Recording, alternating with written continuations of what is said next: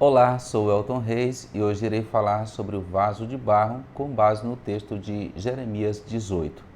Aconselho que faça uma leitura desse texto para uma maior compreensão. Esse texto descreve a visita de Jeremias à casa do oleiro.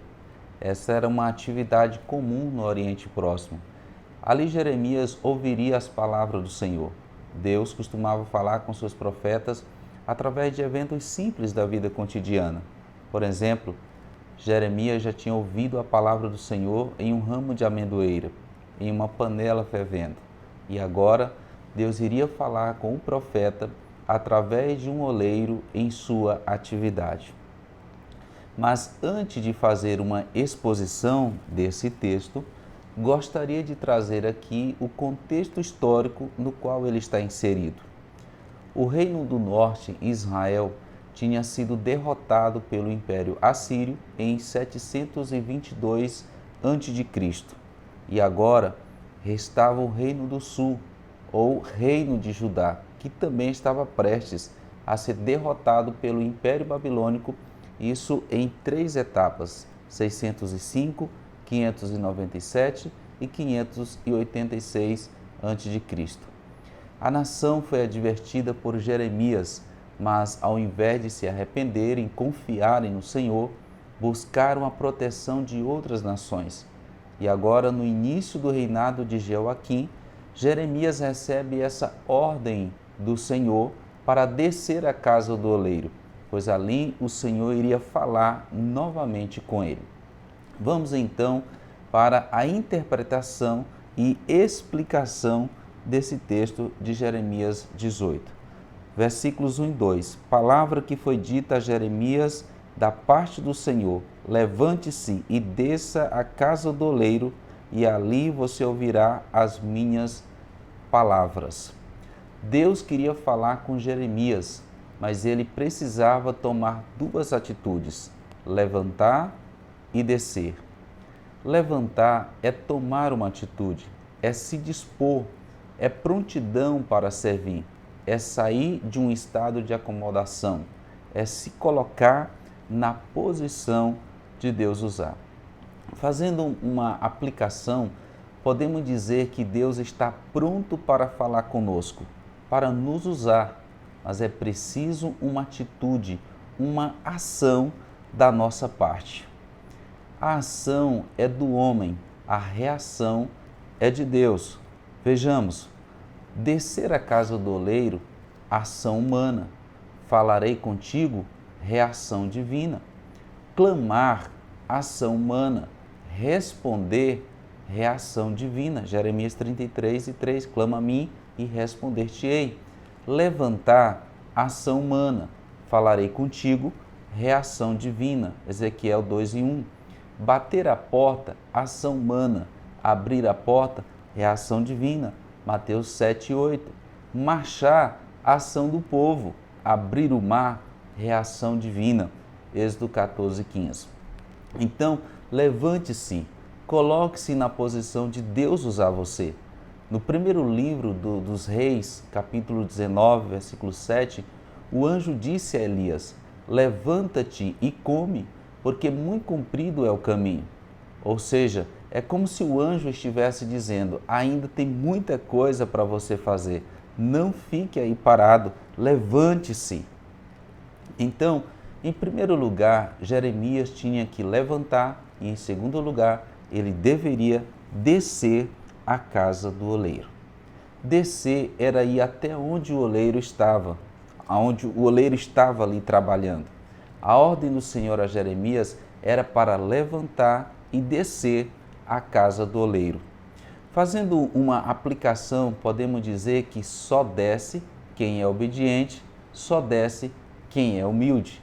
E quem é obediente e humilde, a Bíblia diz: o Senhor ouve.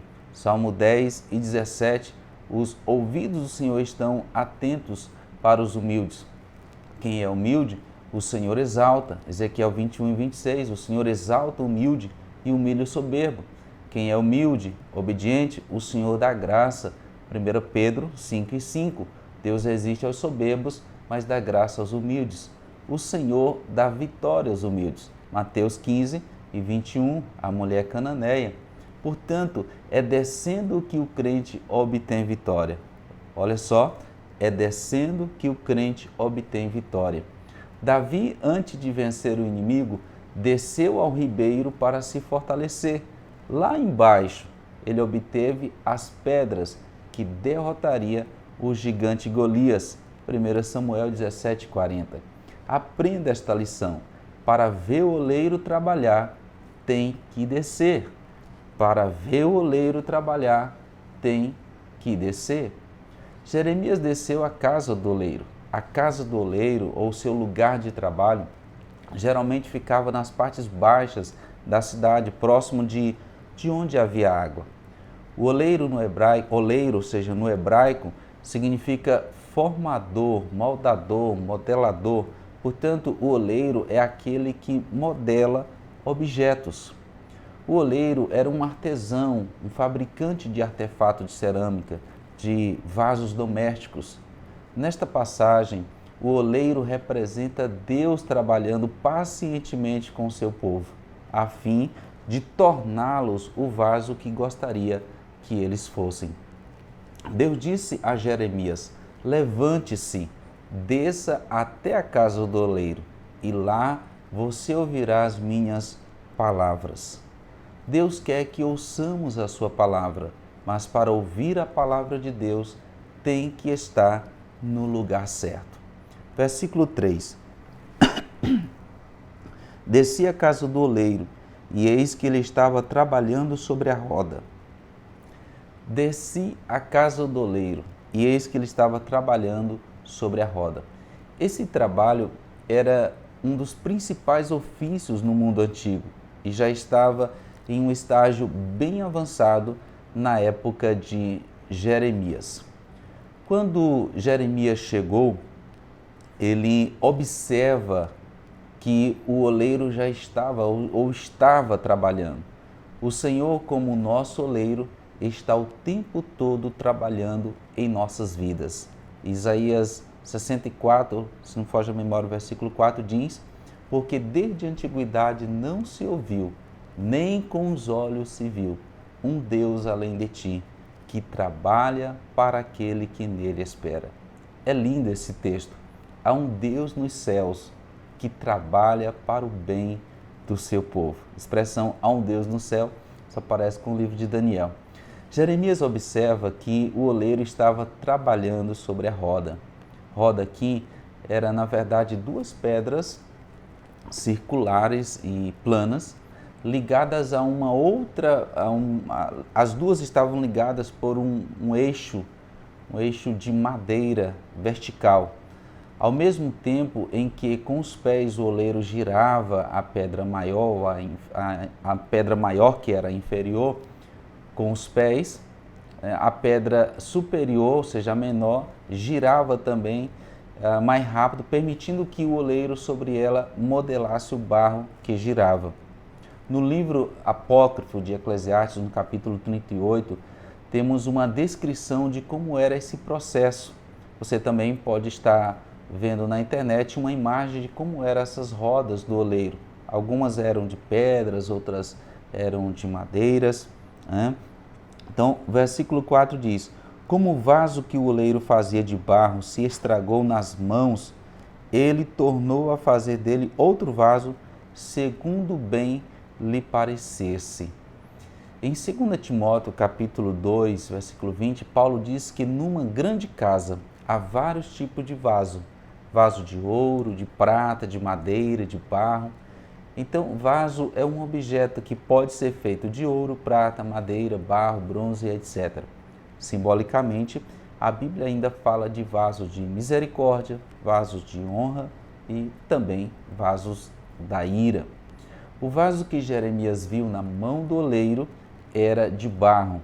Por ser de barro, era um objeto de pouco valor, devido à sua fragilidade, facilidade de quebrar. Barro fala da nossa fragilidade, da nossa fraqueza e da nossa dependência de Deus. Paulo, em 2 Coríntios 4 e 7, fazendo um contraste do poder do Evangelho com a fraqueza daqueles que o pregam, afirma que Deus colocou o seu tesouro em vasos de barro, para que se veja que a excelência do poder provém de Deus e não de nós mesmos. Deus colocou o seu tesouro, seu Evangelho, seu Espírito Santo em nós, não porque somos fortes ou valiosos, mas porque o seu poder se aperfeiçoa na fraqueza, segundo Coríntios 12, 9. E assim o nome do Senhor é glorificado em nossas vidas. O poder de Deus é revelado em seres humanos que, aos olhos do mundo, não têm valor algum, em 1 Coríntios 2, conforme 1 Coríntios 2, 1 e 27. O barro era transformado em vários tipos de vaso. Cada vaso tinha a sua finalidade. De igual modo, Deus nos chamou para uma finalidade e usa cada um como quer. 1 Coríntios 12 e 11.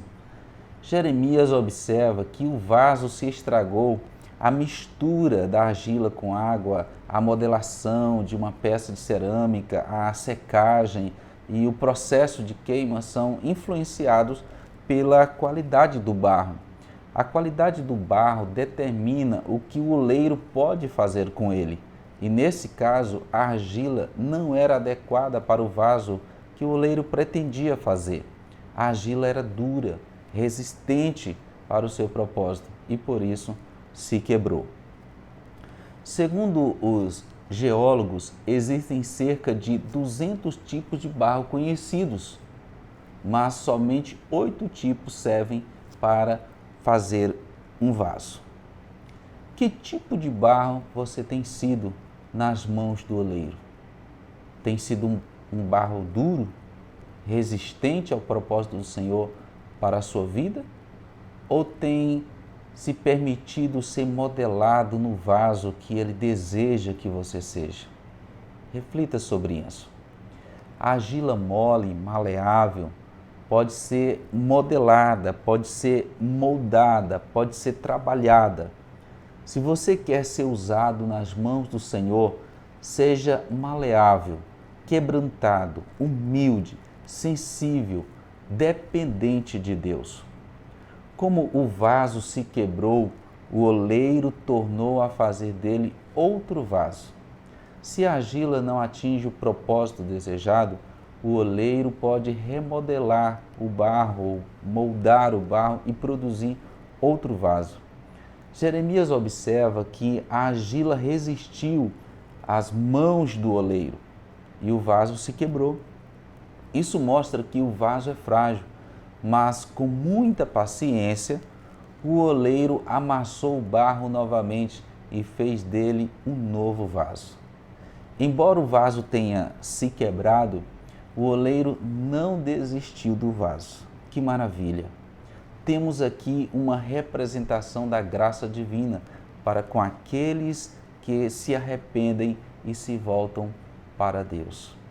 Assim como o oleiro paciente, Deus está disposto a nos moldar novamente e nos fazer um vaso novo. Resistir à sua vontade causa estrago em nossa vida. É interessante observarmos que o vaso não se conserta sozinho. Somos dependentes do Senhor. João 15:5. Permita que o oleiro te molde à sua maneira. Ele vai fazer de você um vaso de grande valor. Às vezes, tesouros eram guardados em vasos de barro. Alguém mal intencionado poderia não imaginar que algo tão precioso estaria ali, em um simples vaso de barro. Mas, ao quebrar o vaso, o tesouro aparecia. Deus só amassa quem Ele quer moldar. Romanos 8:28. Ainda que ser amassado seja um processo dolorido, Ele faz isso para nos fazer um vaso novo. Como diz a letra de 1 Coríntios, quem desce à olaria de Deus pode até descer como um vaso velho e quebrado, mas sobe como um vaso novo. Deus usa muitas circunstâncias, até mesmo as mãos de outras pessoas, para nos moldar. O vaso, na fase de acabamento, Ele era polido e colocado no fogo para criar resistência. O fogo do Espírito nos fortalecerá, nos fará fortes, nos fará resistentes. Versículos 5 e 6.